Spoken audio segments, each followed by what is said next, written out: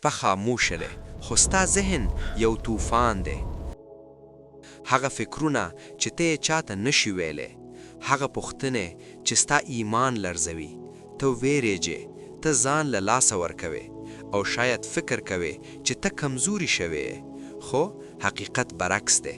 همدا جګړه ستا د ځواک نښه ده. ووره، پیړۍ مخکې هم خلک همدې حالت کې وو.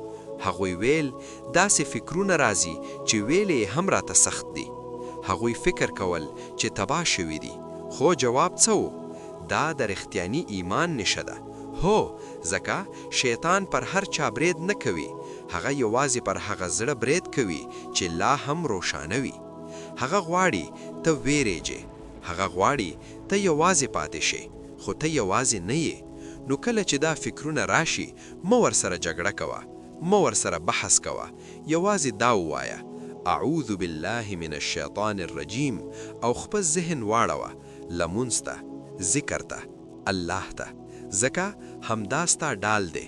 په یاد ولره، هر ځل چې ته مقاومت کوې ته قوي کیږي، هر ځل چې ته الله ته ورګرځې تیاره شاته ځي. نو دا جګړه ستاسو ماتې نه ده، دا ستا د ایمان ثبوت دی او رڼا تل بریالی کیږي.